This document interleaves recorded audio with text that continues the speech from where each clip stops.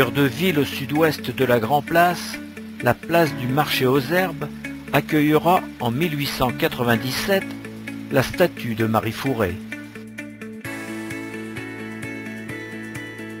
Ne cherchez pas notre héroïne péronnaise. La photographie est antérieure à l'édification de sa statue. Le clocher de l'église, vue du marché aux herbes. Alfred Ray nous en laissera un dessin. Une gravure de Dutoit, beaucoup plus ancienne, y représente le lieu qui deviendra la place du marché aux herbes après la démolition de vieux édifices. À droite de la tour Saint-Jean, on y voit le beffroi, disparu en 1844, puis les halles en bois, disparues bien avant, et la maison d'Abeau du XVe siècle. Péronne à la fin du XIXe siècle. La place du marché aux herbes. Sur la gauche, la boutique Favero, articles de ménage et dépôt de tabac. À droite, la célèbre maison d'Abeau. La même place, en hiver sous la neige.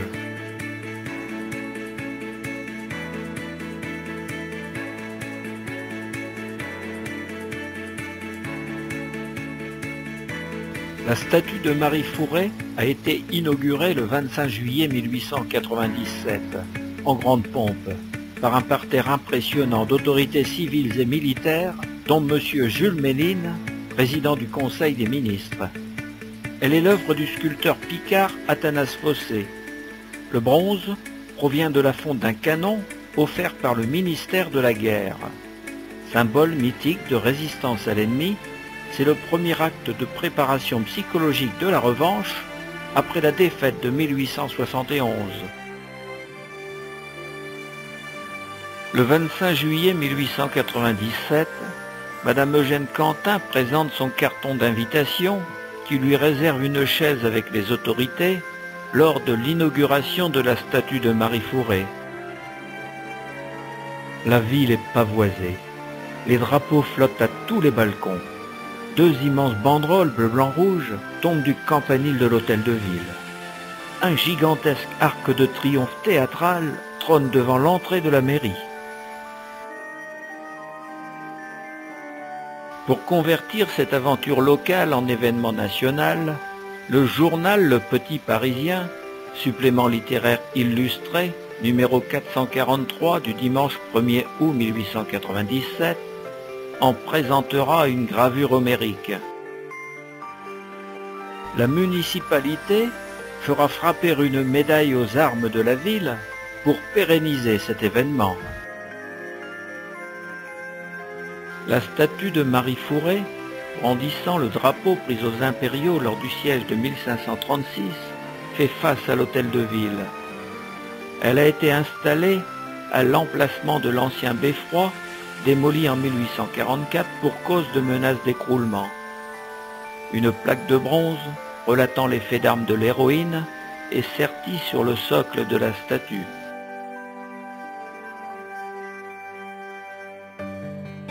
De nombreux commerces, magasins, cafés et restaurants animent cette place emblématique.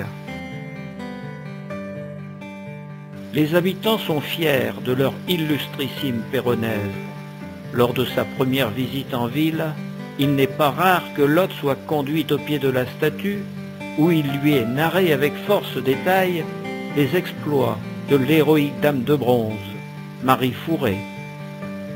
On peut voir au dos de la statue l'une des plus anciennes habitations de la ville, la maison d'Abeau. La maison d'Abeau, datant du début du XVIe siècle, du nom de son propriétaire, est la plus belle des deux maisons Renaissance ayant survécu au bombardement de la guerre 1870-1871.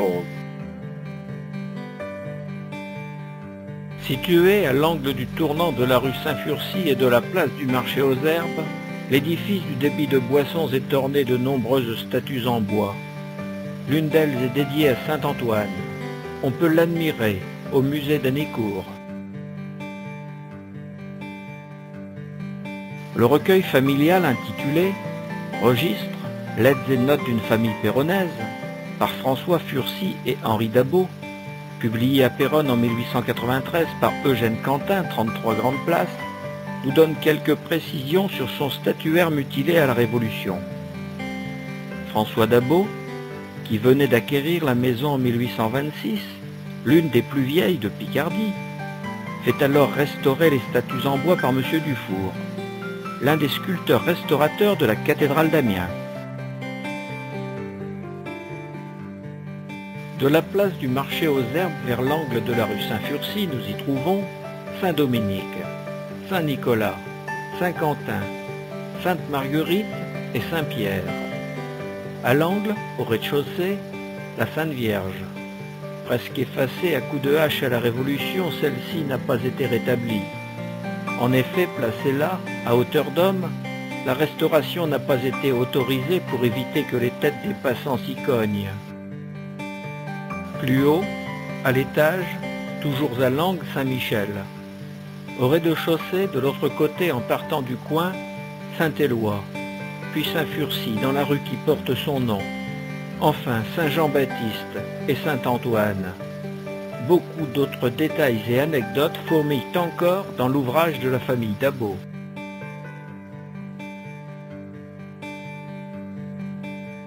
Le code de la route tel qu'on le connaît n'existait pas. Mais déjà la circulation automobile est soumise à la loi de 1851 relative à la police du roulage et des messageries.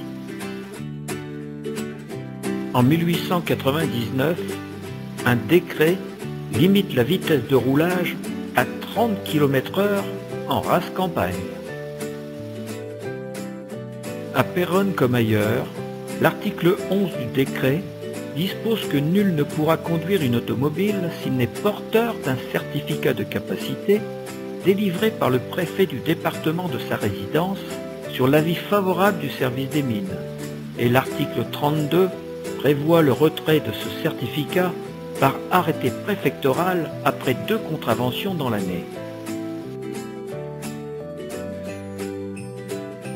Les panneaux de code de la route n'étaient pas encore inventés, certes, mais l'ACP, l'Automobile Club de Picardie, installe une pancarte sur la place du marché aux herbes où elle recommande de ralentir. Dans une enquête du tout jeune journal L'Auto, on apprend que Péronne, en 1905, détient le record de France du nombre de voitures par habitant. 84 véhicules à moteur pour 4661 Péronnais.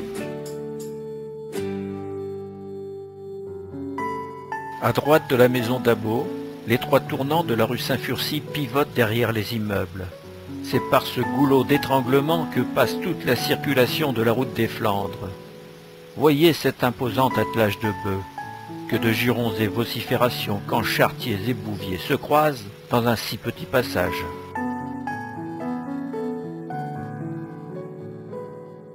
Le bureau de la Société Générale s'installe dans ce bâtiment occupé précédemment par M. Roussel, marchand de meubles, au 4 de la rue Saint-Furcy.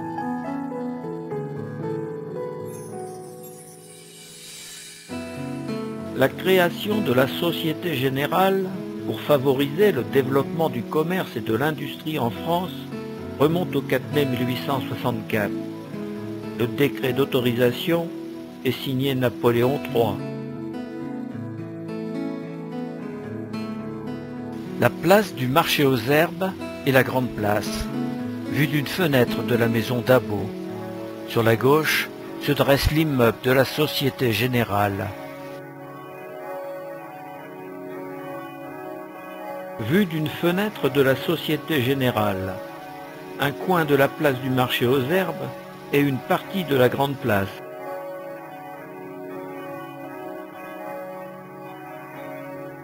Scène de rue insolite au pied de la tour Saint-Jean. 2 militaires et leur jeune épousée sortent de l'église en cortège de noces. L'image est magnifique.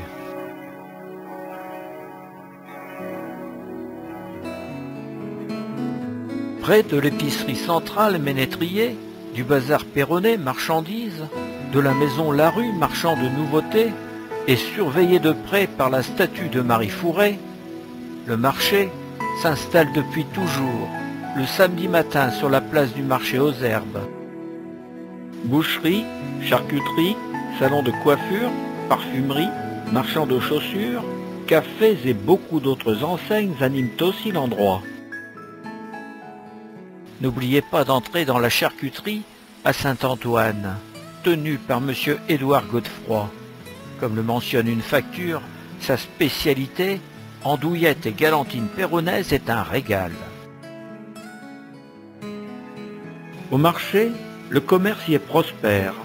On vient de loin et des campagnes avoisinantes. On y vient à pied, en voiture à cheval, à bicyclette et même en train pour vendre sa production. Bien sûr, on en profite aussi pour se ravitailler et acquérir le nécessaire pour la vie courante. Et puis, c'est aussi un lieu extraordinaire de convivialité et d'échange entre les hommes. Estaminets, cafés et restaurants font dans la joie, la bonne humeur et les éclats de rire le plein de clients.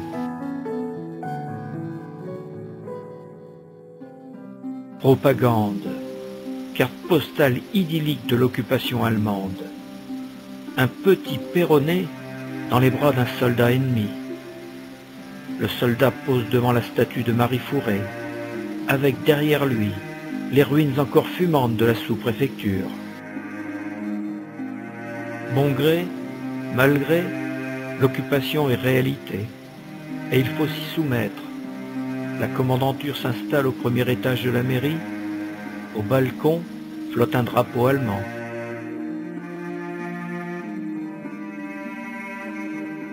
Les occupants nous laisseront quelques photographies de la place du marché aux herbes.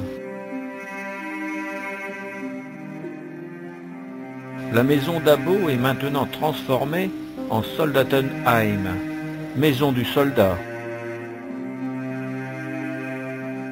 Vendredi 7 juillet 1916, 14e jour de bombardement.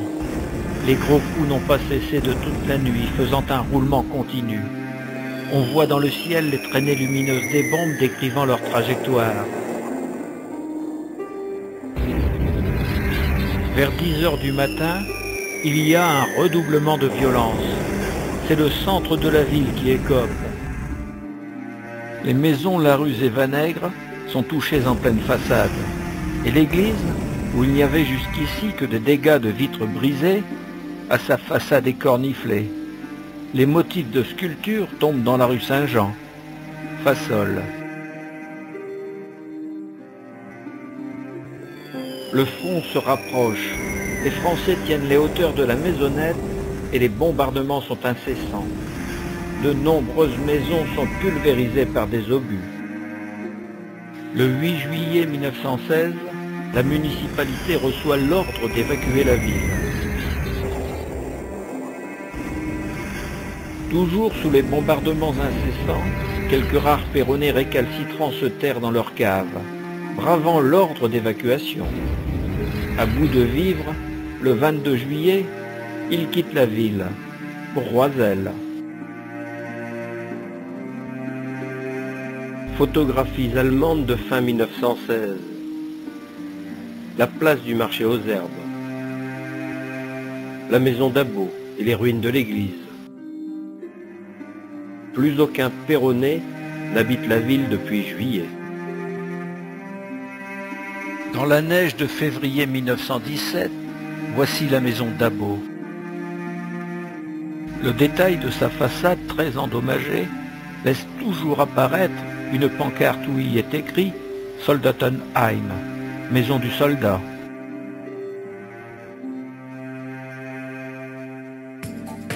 Péronne est reconquis le 18 mars 1917 par les troupes britanniques.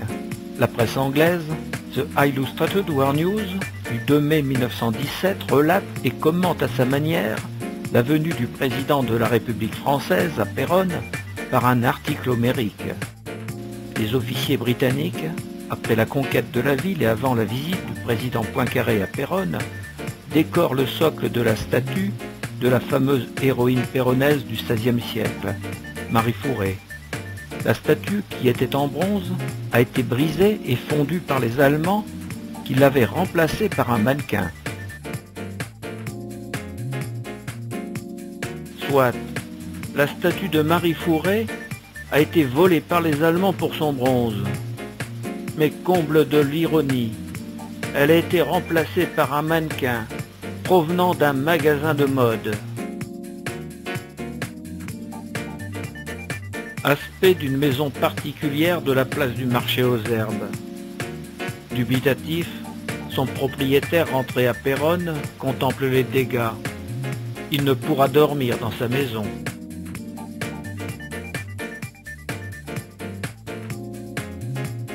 À l'issue de la guerre, sur la place du marché aux herbes, derrière le socle vide de la statue de Marie Fouret, on installe des huttes Nissan ou tonneaux qui servent de logement. À droite, vous pouvez contempler les ruines de la maison d'Abo, construite au XVe siècle et perdue à tout jamais. À gauche se trouve l'entrée de la rue du Blanc-Mouton. Sur la place du marché aux herbes comme ailleurs, on profite des démolitions pour élargir, rectifier et aligner les rues. La célèbre maison d'Abo n'a pas survécu à la tourmente et le tournant de la rue Saint-Furcy est supprimé. Sur cette carte postale, quelques habitations et commerces sont terminés en 1924. C'est le cas de l'épicerie Dupire. Une automobile stationne déjà devant sa porte. Devant elle, la rue Saint-Furcy, dont le tracé est rectifié, est en construction côté nord. Aspect de la Grand Place à la fin des années 30. Sur le devant, la place du marché aux herbes, si caractéristique de la ville avant-guerre, n'existe plus. La rue Saint-Furcy l'a amputée sur sa droite, mais son allure et sa perspective sont conservées. Le mimétisme est surprenant.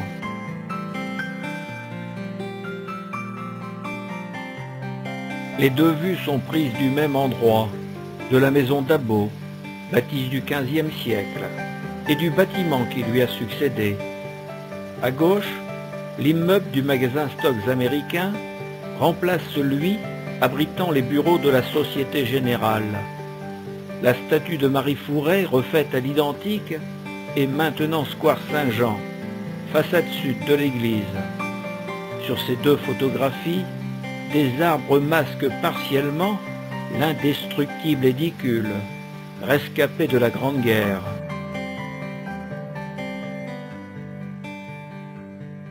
La maison Larue, majestueuse, est reconstruite au même endroit. Voyez ce panneau indicateur routier et retenez bien sa position. Il est situé à l'emplacement de la première statue de Marie Fouret, à l'endroit même du beffroi détruit en 1844. La voilà de nouveau notre pancarte routière, au début de la Seconde Guerre mondiale. Regardez cette photographie et méditez. À l'endroit même où les Allemands, par dérision, avaient remplacé la statue de Marie Fouret par un mannequin en 1917, un autre mannequin renversé et brisé jonche ces mêmes lieux en 1940. L'histoire se répète.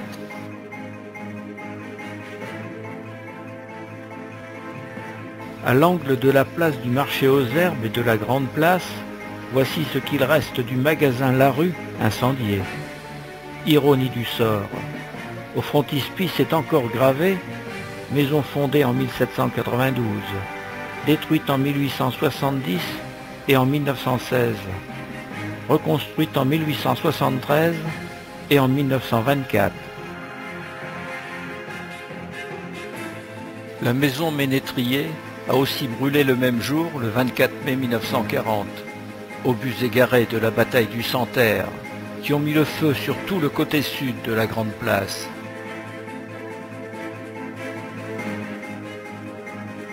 À droite de la maison Ménétrier, sur ce qui est maintenant l'ancienne place du marché aux herbes, les autres commerces ont subi le même sort. De l'autre côté de l'ancienne place, derrière le commande-car allemand, l'immeuble du magasin, Stocks Américains, a été détruite à l'arrivée du gros des troupes allemandes. Lors de libations pour fêter leur succès, ceux-ci l'incendièrent le 19 mai.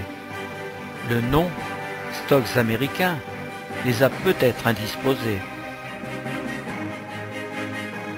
Nous retrouvons ici notre fameuse pancarte routière, maintenant affublée d'écriteaux posés par les Allemands. Cette carte postale de l'immédiate après-guerre vous présente Péronne un jour de marché. On y voit notamment la maison Larue détruite qui sera remplacée par le square Marie-Fourré.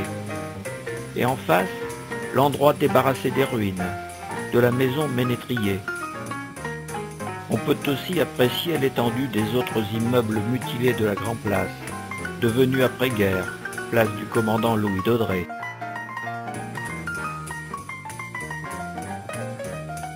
Les ruines des Stocks Américains ont été enlevées. Les pancartes routières et l'édicule toujours présents au milieu des arbres nous situent où se trouvait l'ancienne place du marché aux herbes. En rose, nous voyons le plan de circulation tel qu'il était encore au début des années 50. En jaune, ce sont les limites de la place du marché aux herbes, avant la guerre 14-18.